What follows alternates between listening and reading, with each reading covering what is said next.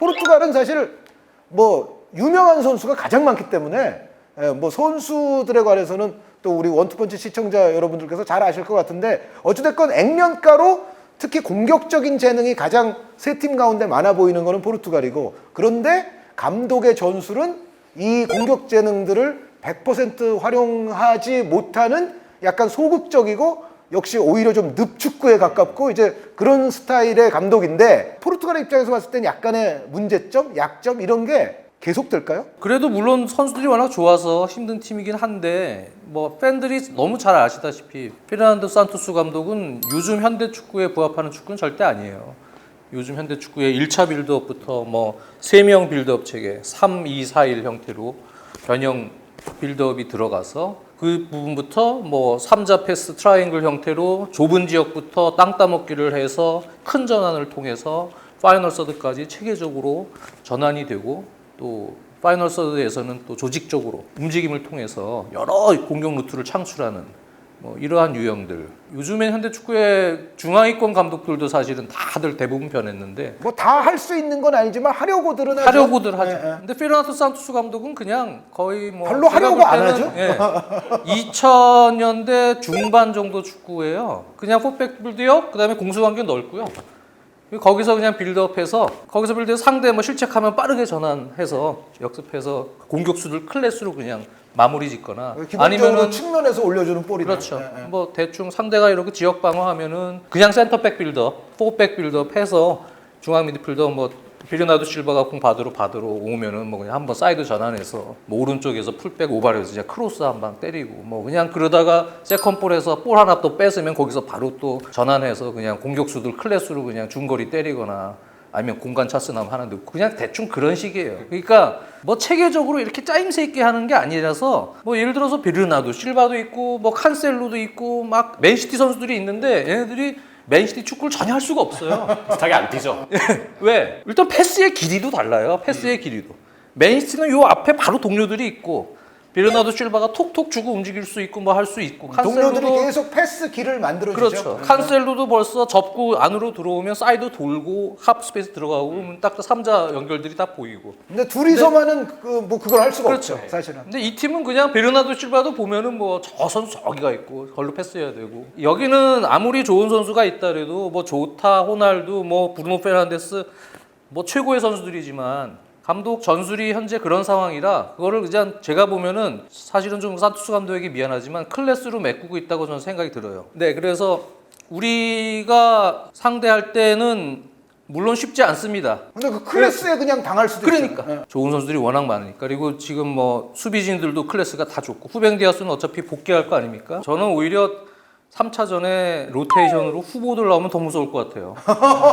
주앙 펠리스, 레앙, 게데스, 네베스, 게이루, 안드레 실바. 안드레 실바 뭐 이런 선수들 나오면 막 저는 오히려 지금 그냥 주전으로 나와라. 그러니까 지금 뛰는. 그러니까 지금 차라리. 주전들이 어떻게 보면 그 이름값 주전값을 못 하고 있으니까 차라리 지금 정도라면 그게 낫다. 차라리 지금 멤버 나오나 오히려 동기부여 바싹 올라 있는 이 후보들 나오면 뭐 좋은 점도 물론 있을 수도 있겠지만 저는 그렇다고 해서 크게 달라질 건 없다. 제가 중계했던 경기 하나인데 카타르하고 포르투갈이 이제 얼마 전에 평가전 했던 거 있잖아요. 그때는 포르투갈은 이제 본 경기 예선이 있으니까 당연히 로테이션 멤버가 나왔는데 카타르 상대하는 거 보니까 잘하더라고요. 그러니까 로테이션을 많이 시켜도 장 의원님 말씀이 일리가 있다는 걸 제가 인정하겠습니다. 그렇다고 해서 또 포르투갈을 이기기도 힘들어요. 워낙 또 엉덩이 빼고 센터백들은 벌써 밸런스 잡아놓고 경기 운영을 하기 때문에 센터백들 개인 능력들은 워낙 좋고 그러면 아까 우루과이처럼 까다로운 게 또 마찬가지 아닌가요? 그게 늪축구죠. 이 팀도 역시 이기기도 쉽지 않은데 그렇다고 해서 우리가 대패당하기도 그렇게 뭐 정도의 뭐 현재 상황은 아닌 것 같아요. 결국은 우리도 실점하지 않고 이 팀의 특성을 어떻게 역용할까. 네, 한 골 승부 시속 게임으로 끌고 가야죠. 어쨌든 끌고 가다가 결국 한 골 승부를 어떻게 만들어야 되는데 이 팀도 결국은 조금 답답하면 이제 공격적으로 밸런스가 올라가거든요. 올라오다가 우리가 분명히 역습 기회가 있을 것이고 우리 황인범의 창의성, 손흥민의 공간 활용 이런 거 하나면은 분명히 포르투갈도 전 잡을 수는 있다고 봐요. 그래서 이 조는 보면은 다 잡을 확률 분명히 있어요. 서로를 잡을 확률이 있죠. 그렇죠. 예, 예. 네, 나쁘지 않은 조 같아요. 그래서 1포트에서 내심 뭐 포르투갈 또는 벨기에 그 정도 사실 원했어요 저는. 근데 포르투갈 걸려서 그나마 다 강팀이지만 그나마 좀 낫다 그런 생각 들었어요. 그리고 포르투갈은 주안 칸셀루 선수, 하파엘 게레이루 선수, 여기에 누누 멘데스 선수가 나와도 비슷하지만 나올 것 같지는 않지만 넬송 세메도 선수도 있잖아요. 히카르드 페레이라도 있고. 네, 히카르드 페레이라도 있고. 그래서 윙백 포진하는 선수들이 대부분 공격성이 강해요. 네. 그래서 어떻게 보면 아까 살짝 말씀하셨지만 황인범의 킬러 패스, 손흥민 내지는 황희찬의 측면 뒷공간 돌파, 이런 그림이 한번 우리에게는 좀 오면 좋지 않을까라는 생각이 들고요.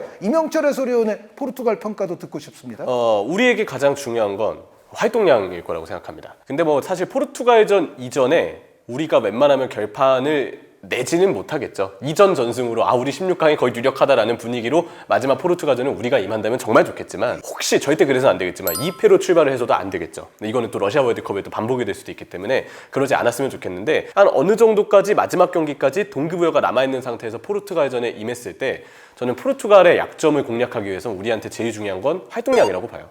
포르투갈의 체계적이지 않은 빌드업, 공수의 넓은 간격.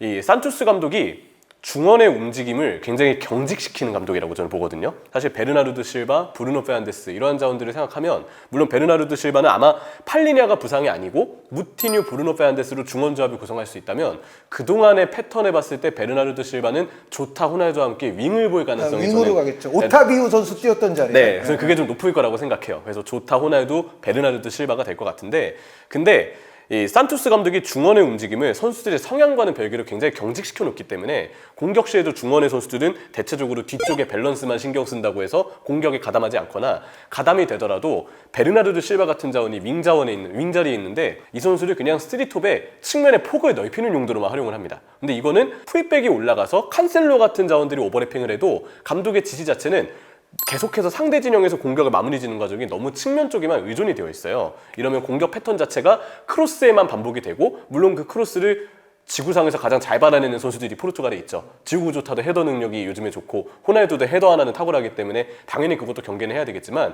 우린 이걸 오히려 역으로 접근했으면 좋겠어요. 포르투갈이 공격을 할 때 패턴이 좀 단조롭고 측면 쪽에 의지하다 보니까 사이사이 간격이 벌어진다. 그럼 우리가 활동량을 통해서 오히려 포르투갈보다 에너지 레벨을 앞설 수 있다면, 포르투갈보다 우리가 오히려 더 경기에서 상대를 더 적극적으로 저항을 하고, 상대 공격진에게 볼이 가기 전에 우리가 적극적으로 투쟁심을 보여줘서 1대1 싸움에서 우리의 어떤 파이팅을 보여준다면, 포르투갈의 넓은 간격 사이를 우리가 잘 막거나 혹은 공략할 수도 있다고 생각이 들거든요. 끊어서 오히려 빈 공간, 빈 간격으로 전진하면 되죠. 근데 우리 입장에서 조금 걱정되는 게 있다면, 벤투 감독은 그동안의 패턴을 봤을 때 주전 선수들을 쭉 유지할 가능성이 큽니다. 이거는 월드컵 조별리그 3차전까지. 네. 1차전, 2차전, 3차전 할 것 없이. 그렇죠. 1, 2, 3차전 모두 쭉 주전들이 나올 거예요. 그리고 우리는 당연히 우리의 희망사항이기도 하지만 3차전까지 동기부여가 우리나라는 계속 남아있기를 바라죠. 그렇게 해서 16강에 확실하게 우리가 좀 승부를 볼 수 있는 그런 상황이 되기를 원하는데, 세 번째 경기에 활동량이 중요하다 얘기 드렸잖아요. 그러면 관건이 되는 건 체력이에요.